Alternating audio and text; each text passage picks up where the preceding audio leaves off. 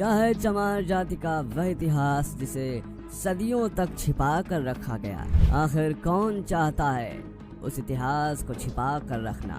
किस इतिहास से अनभिज्ञ है चमार समाज? क्या है चमार जाति का गौरवशाली इतिहास? क्यों आज भी जिंदा है वह स्वर्णिम इतिहास जो हिला कर रख देगा पूरे भारत को? चमार जाति, जिसको कई राजनीतिक पार्टियां, राजनीतिक लोग और हमारे समाज के ही कुछ लोग अछूत कहते हैं, दलित कहते हैं, और यह सब उनका कहना किस उद्देश्य से है यह सबको पता है। ये ऐसे लोग हैं जो नहीं चाहते कि हिंदू समाज एक साथ मिलजुल कर रहे। ये ऐसे लोग हैं जो चाहते हैं ये सब आपस में हमेशा से ही लड़ते रहें। आखिर ये विधर्मी लोग कौन हैं? इनके बारे में तो आप सभी को अच्छे से पता है, लेकिन मित्रों, क्या चमार जाति के असली इतिहास से हम लोग आज परिचित हैं? क्या चमार जाति का यही इतिहास है कि उन्हें अछूत माना जाता था? आखिर चमार जाति का उदय कहां से हुआ? आखिर चमार जाति के इतिहास से जुड़ा वह किस्सा क्या है जिसे मुस्लिम वर्ग छिपा कर रखना चाहता है? इस्लामी शासन से जुड़ा और चमार जाति से संबंधित कौन सा है वह इतिहास जिससे आज भी हमारे समाज का एक बड़ा हिस्सा अपरिचित है? आज हम जानेंगे कि आखिर चमार जाति का उदय कहां से हुआ, आखिर चमार जाति का असली इतिहास क्या है? क्या चमार जाति के असली इतिहास से हम लोग परिचित हैं? आखिर चमार जाति का समाज में वह योगदान क्या है जिसके कारण आज हमें बड़े गौरव से इन लोगों का सम्मान करना चाहिए? लेकिन असली इतिहास से हम परिचित ही नहीं हैं। शायद इसमें हमारी गलती नहीं है। हमारे देश का एजुकेशन सिस्टम ही ऐसा है कि हमें जो चीज़ें जाननी होती हैं वह चीज़ें पता ही नहीं चलती, और सोशल मीडिया पर भी ऐसे लोग कम ही हैं जो इन मुद्दों पर अपनी बात रख सकें, क्योंकि जातियां आपस में लड़ती रहें, हिंदू समाज बिखरा रहे, यही तो विधर्मियों का उद्देश्य है, और ये लोग नहीं चाहते कि असली इतिहास आपके सामने आए। तो दोस्तों, आज मैं आपको बताने वाला हूं कि आखिर चमार जाति का असली इतिहास क्या है। इसके प्रमाण भी आज मैं आप सभी के समक्ष रखूंगा। तो चलिए शुरू करते हैं आज का वीडियो। स्वागत है आप सभी का हिंदू डिस्कवरी पर। दोस्तों, चमार जाति के असली इतिहास को जानने से पहले चलिए हम थोड़ा विकिपीडिया पर इस जाति के बारे में खोजने की कोशिश करते हैं। जब हमने रिसर्च की तो हमें विकिपीडिया पर जो जानकारी मिली वह बेहद हैरान कर देने वाली। दोस्तों, विकिपीडिया के अनुसार चमार जाति को चमर वंशीय भी कहा जाता था।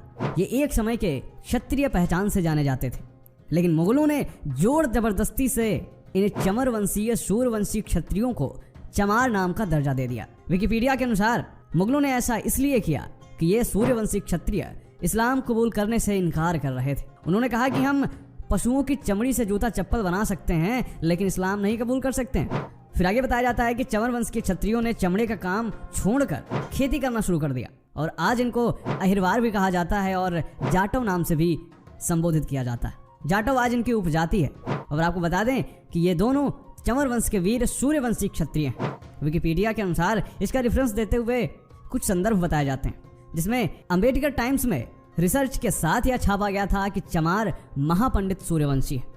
2016 में इंडिया स्पीक्स डेली में अंग्रेजी में एक रिपोर्ट छपती है जिसमें कहा जाता है कि जिन्हें आप चमार जाति से संबोधित करते हैं वे असल में एक क्षत्रिय थे जिन्हें मुगलों द्वारा चमार का नाम दिया गया। इसी तरीके के कई संदर्भ हमें विकिपीडिया पर देखने को मिलते हैं जहां पर चमार जाति के बारे में संक्षिप्त रूप से देखने को मिलता है। इसके अलावा एक और वेबसाइट जिसका नाम बहुजन इंडिया 24news.com है, हमने उसके पन्ने खंगाले।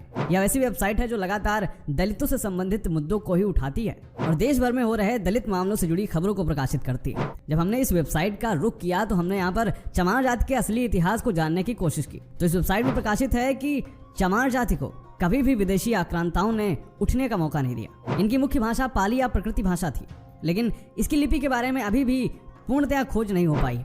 विद्वान मानते हैं कि सिंधु घाटी की सभ्यता में मिली लिपि के अवशेष ही इनकी मुख्य लिपि रही हो।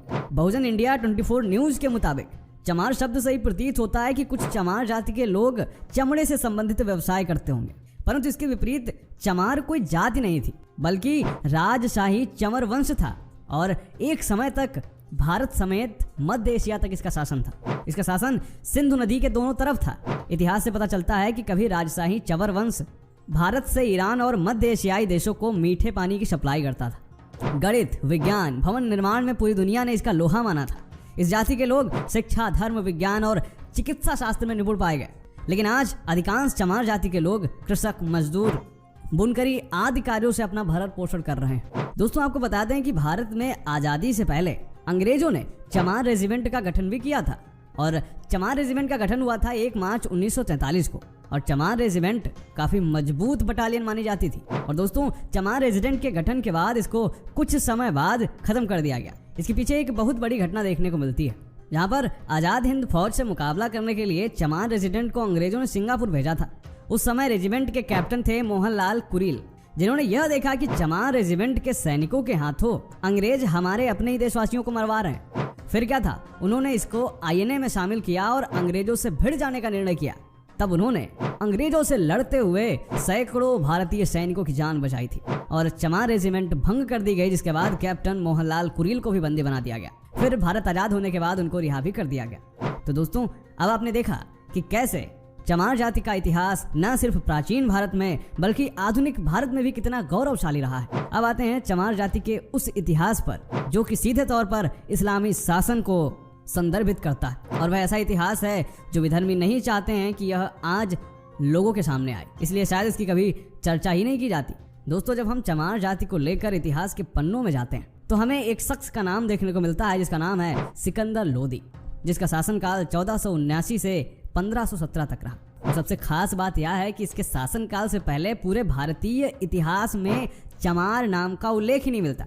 आज हम जिन्हें चमार जाति से संबोधित करते हैं, जिनके साथ छुआछूत का व्यवहार करते हैं, दरअसल वह वीर चंवर वंश के क्षत्रिय, जिसका प्रमाण मैं पहले ही दे चुका हूँ। और सिकंदर लोदी ने चमार घोषित करके अपमानित करने की चेष्टा की। और यह बात मैं नहीं कह रहा, यह भारत के सबसे विश्वसनीय इतिहास लेखकों में से कर्नल टॉड कह रहे हैं। जी हाँ, कर्नल टॉड ने अपनी पुस्तक द हिस्ट्री ऑफ राजस्थान में चंवर वंश के बारे में विस्तार से लिखा है। इसके अलावा प्रख्यात लेखक डॉक्टर विजय सोनकर शास्त्री ने भी इस पर गहन शोध किया, जिसके बाद इन्होंने एक पुस्तक में इस शोध को प्रकाशित किया, जिसका नाम था हिंदू चर्ममारी जाति, एक स्वर्णिम गौरवशाली राजवंशीय इतिहास। दोस्तों, अध्ययन के बाद पता चलता है कि इस चंवर वंश का उल्लेख महाभारत के अनुशासन पर्व में भी मिलता है।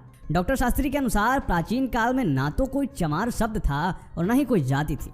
इसके अलावा एक बेहद फेमस मुस्लिम लेखिका है जिनका नाम है डॉक्टर हमीदा खातून।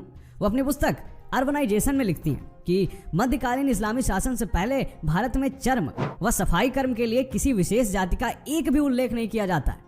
हिंदू चमड़े को निषिद्ध मानते थे, हेय समझते थे, लेकिन भारत में मुस्लिम शासकों के आने के बाद इसके उत्पादन के भारी प्रयास किए गए। अब जरा आप सोचिए कि जब चमार जाति को हिंदू ही कहा जाता था और प्रत्येक हिंदू, फिर चाहे वह किसी भी जाति का क्यों ना हो, वह चमड़े से आज भी घृणा करता है। और हमारे तमाम दलित भाई ऐसे हैं जो पूजा पाठ भी करते हैं। अब जरा आप सोचिए कि जो लोग पूजा पाठ करते थे, जो हिंदू धर्म में आस्था रखते थे, आखिर वो चमड़े का काम कैसे कर सकते हैं? भारत में मुस्लिम शासकों के आने से पहले भारत में किसी भी प्रकार के चमड़े का काम नहीं किया जाता था, लेकिन जैसे ही मुस्लिम शासक आते हैं तब इसके उत्पादन के भारी प्रयास शुरू कर दिए जाते हैं और यह काम दे दिया जाता है चमारों को। लेकिन कैसे, चलिए ये भी जानते हैं। दोस्तों, तुर्क आक्रमणकारियों के काल में चमर राजवंश का शासन भारत के पश्चिमी भाग में था और इसके प्रतापी राजा थे चंवर सेन। इस क्षत्रिय वंश के राज परिवार का वैवाहिक संबंध था बप्पा रावल वंश के साथ। राणा सांगा व उनकी पत्नी झाली रानी ने चंवर वंश से संबंध रखने वाले संत रविदास जी को अपना गुरु बनाया था और उनको मेवाड़ के राजगुरु की उपाधि दी थी और उनसे चित्तौड़ के किले में रहने की भी प्रार्थना की थी। तमाम ऐतिहासिक दस्तावेजों में इसका जिक्र मिलता है, जिसमें संत रविदास के चित्तौड़ किले में कई महीने रहने का उल्लेख मिलता है और वहां पर उनके महान व्यक्तित्व एवं उपदेशों से प्रभावित होकर बड़ी संख्या में लोगों ने अपना गुरु मानना शुरू कर दिया और तमाम लोग उनके अनुयायी हो गए। और इसी का परिणाम है कि आज भी विशेषकर पश्चिम भारत में जहां संत रविदास जी थे, बड़ी संख्या में आज भी रविदासी पाए जाते हैं। आज भी राजस्थान में अगर आप चमार जाति के व्यवहार को देखते हैं तो वह बिल्कुल राजपूतों जैसा ही है। औरतें लंबा घूंघट रखती हैं, आदमी ज्यादातर मूछें रखते हैं, पगड़ी रखते हैं। संत रविदास की इतनी प्रसिद्धि बढ़ने लगी कि इस्लामिक शासन घबरा गया। सिकंदर लोदी ने मुल्ला सदना फकीर को संत रविदास को मुसलमान बनाने के लिए भेजा। सिकंदर लोदी जानता था कि यदि रविदास इस्लाम स्वीकार कर लेते हैं तो भारत में बहुत बड़ी संख्या में इस्लाम मतावलंबी हो जाएंगे, लेकिन उसकी सोच धरी की धरी रह गई। स्वयं मुल्ला सदना फकीर जो संत रविदास को मुसलमान बनाने के लिए गया था, वह खुद शास्त्रार्थ में पराजित हो गया और कोई उत्तर नहीं दे पाया और संत रविदास से उनकी भक्ति से प्रभावित होकर अपना नाम उसने रामदास रख लिया और स्वयं हिंदू बन गया। अब दोनों संत मिलकर हिंदू धर्म के प्रचार में लग गए, जिसके फलस्वरूप सिकंदर लोदी आग बबूला हो गया। उसने संत रविदास को कैद कर लिया और इनके अनुयायियों को उसने चमार और चंडाल घोषित कर दिया और उनको बंदी बनाकर उनसे कारावास में खाल और चमड़ा पीटने, जूती बनाने इत्यादि निम्न काम करवाएगा। सिकंदर लोदी की यह शर्त थी कि या तो इस्लाम स्वीकार कर लो या फिर ऐसे काम करो। लेकिन उन्होंने कहा कि वेद धर्म सबसे बड़ा अनुपम सच्चा ज्ञान, फिर मैं क्यों छोड़ूं इसे, पढ़ लूं झूठ कुरान। वेद धर्म छोड़ू नहीं, कोशिश करो हजार, तिल तिल काटो चाही, गोदो अंग कटा। संत रैदास पर हो रहे अत्याचारों के प्रत्युत्तर में चंवर वंश के क्षत्रियों ने दिल्ली को घेर लिया। इससे भयभीत होकर सिकंदर लोदी ने संत रैदास को छोड़ दिया। संत रैदास का यह दोहा देखिए आप, जिसमें वे कहते हैं कि बादशाह ने वचन उचारा, मत प्यारा इस्लाम हमारा, खंडन करे उसे रविदासा, उसे करो प्राण को नाशा। जब तक राम नाम रट लावे, दाना पानी यह नहीं पावे। जब इस्लाम धर्म स्वीकारे, मुख से कलमा आप उचारे। पढ़े नमाज जभी चितलाई, दाना पानी तब यह पाई। जिसमें संत रैदास जी कह रहे हैं कि बादशाह ने कहा कि उसे उसका इस्लाम धर्म प्यारा है, और संत रविदास जब तक इस्लाम धर्म को स्वीकार नहीं करता तब तक इसे भूखा रखो, भले ही इनकी मृत्यु हो जाए। जब तक यह इस्लाम को नहीं स्वीकारते, अपने मुंह से कलमा नहीं पढ़ते, तब तक इसको खाना पानी ना दिया जाए। लेकिन समस्या तो यह है कि हमने और आपने कभी भी संत रविदास को अच्छे से पढ़ा ही नहीं। हमने उतना ही पढ़ा जितना हमें आवश्यकता है अपना एजेंडा चलाने के लिए, फिर चाहे वह हिंदू हो या फिर हमारे दलित भाई ही क्यों ना हो। अगर हम संत रविदास जी के दोहों को अच्छे से पढ़ते हैं तो उसमें साफ साफ उस समय के समाज का चित्रण है, जो बादशाह सिकंदर लोदी के अत्याचार, इस्लाम में जबरदस्ती धर्मांतरण और इसका विरोध करने वाले हिंदू ब्राह्मणों व क्षत्रियों को निम्न कर्म में धकेलने की ओर संकेत करता है। चंवर वंश के वीर क्षत्रिय जिन्हें सिकंदर लोदी ने चमार बनाया, और हमारे और आपके हिंदू पुरखों ने उन्हें अछूत बनाकर इस्लामी बर्बरता का हाथ और मजबूत किया। हमारा भी दोष इसमें बराबर का है। लेकिन देखिए, इस समाज ने पद दलित और अपमानित होना तो स्वीकार किया, लेकिन विधर्मी होना स्वीकार नहीं किया। और आज भी यह समाज हिंदू धर्म का आधार बनकर खड़ा हुआ है। नमन है ऐसी जाति।